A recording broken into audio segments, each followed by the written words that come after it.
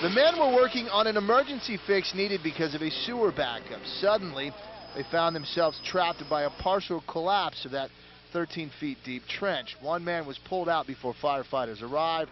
The second was out about an hour after that. For the third man, it was a much longer wait. While crews with the St. Louis Metro Urban Search and Rescue Team shored up the sides, used vacuum trucks, shovels in their hands to remove the collapsed clay from around the victim, he waited with an IV and heated pads on. Waited more than 6 hours. As day turned into night, and Arch was on the ready. The moment that was a long wait finally arrived. All the while, the worry about hypothermia and blood clots kept the operation urgent. I've been on quite a few of these trench rescues, and most of them are body recoveries, and this one wasn't. It was a true rescue, and the guys worked really hard. The St. Louis Area Metro Urban Search and Rescue System trains hard for this reason, and it made a difference. It made a difference today. Considering his predicament, the victim is in relatively good condition. Was rushed to the helicopter, then up and off to a hospital.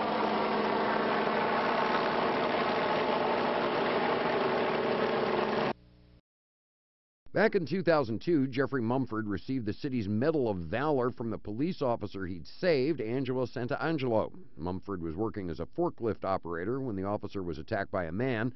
Mumford ran to her aid and wrestled the man to the ground. I just feel that I was in the right place at the right time. You know, now I'm not running around St. Louis with a cape on, not like that, you know. I was just at the right place at the right time. And if it happened again, I'll probably do the same thing. This is Jeffrey Mumford now, tending the fire that keeps him warm at a homeless camp near the north side flood wall. He's been here since he lost his job. A lot of people don't understand why somebody would want to stay down here, you know, but all I would just tell them just, you know, come down for a couple weeks. But the city says these tent cities heated by open fires or propane tanks are fire hazards. The fire department's already been here for tent fires. I don't see what the danger of it is, and there was a fire hydrant right over there for the fire department to hook up to. When you're in the wintertime and you're trying to keep warm, you have fires, open fires, propane, those kind of things are so combustible. Residents say this place is safer than sleeping on the streets, though, or in many shelters. It's a whole heck of a lot colder up there trying to sleep on a concrete sidewalk with a blanket than it is out here. At least out here we have each other. But the city's considering possibly declaring the area a fire and safety hazard. We're going to monitor what's going on. If we have to take further steps, obviously we will. And for the man who once received the city's highest award for bravery? Whatever you want to call home, where you lay your head at, that's your house, you know. I got a bed in there, I got a mailbox right down there. You know what I mean? This is my home for right now. You're gonna swing. Just in the span of his month-long court battle, the difference in Carter Kampflosh is astounding. Here he is when we first brought you a story last month, distant, silent, his mother calling it a triumph just to get him to the swings. Now, you're so happy. Carter's downright charming.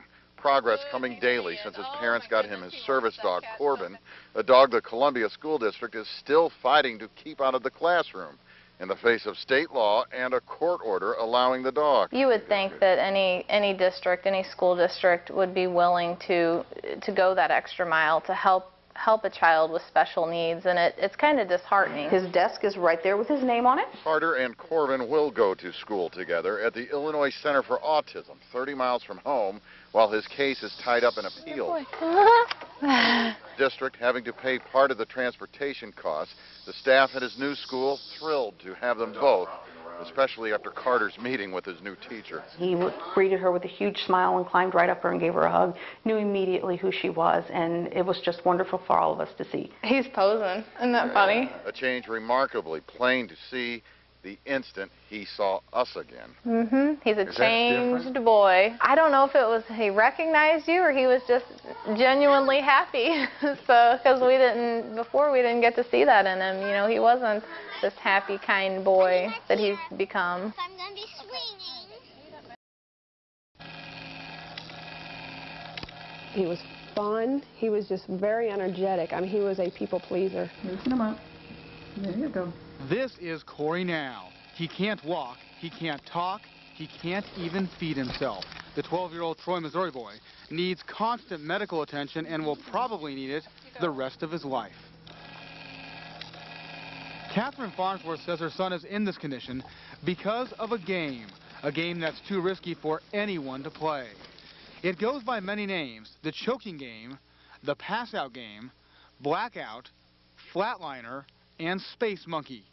Kids do it to get high by cutting off the oxygen and blood supply to their brains. It's a secret game. It really has come to be a secret game. They choke themselves or one another. Catherine says Corey played the game in August of last year in their basement, hanging himself with a dog leash. He told his younger sister Brittany, "Just get me down if I pass out." but she couldn't. For some 10 minutes, he struggled for air. It took Corey's older sister Shaughnessy and a neighbor to finally get him down. Corey spent nearly 5 months at Children's Hospital, then 8 months at a rehabilitation center.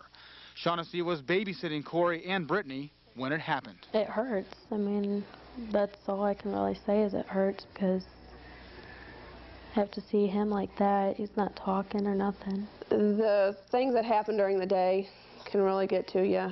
Not being able to make him comfortable, not knowing what he wants, not being able to tell exactly what he's thinking is really hard. Corey's family is holding out hope that he will one day come back to them.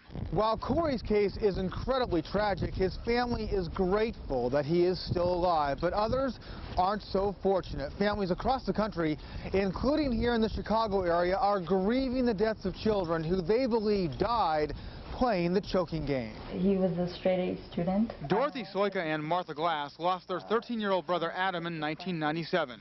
They have never spoken publicly about it until now. He made a big belt loop. Adam's mother found him dead on his hands and knees with a belt around his neck.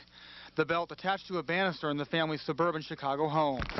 Adam's friends later told his family they weren't with him that time, but had played the choking game with him before. Every time there's a happy moment in our family, like our weddings, you always have a very sad part to it because, you know, your brother's not here. The number of families that have lost a child to this has reached a critical mass.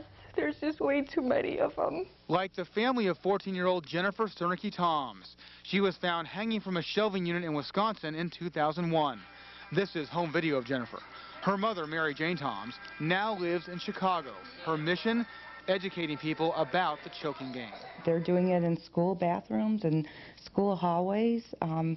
It doesn't take long or much effort to do this. They're doing it at sleepover parties and parks, waiting for the bus.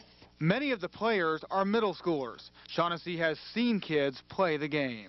There's a lot of kids doing it. A lot. It seems like it's growing, you know, one kid will tell another kid and they'll get on, and so more kids are doing it. It's a very short high. St. John's Mercy Medical Center psychologist Heather Rasnick says kids believe the game is safe because they can get high without using drugs or alcohol. They feel dizzy, they feel lightheaded, and in doing that, they consider this a high that they don't have to pay for it. There are warning signs that a kid is playing the choking game. Bloodshot eyes, severe headaches, and marks on their necks. Makes this an issue. It's kids that are dying because of it. They deserve to know of the risks. Corey's family still sends him to school. They want other kids to think twice before playing the dangerous game. Everybody needs to be aware so they can do something about it. If it's hidden, you don't know, so you can't do anything about it.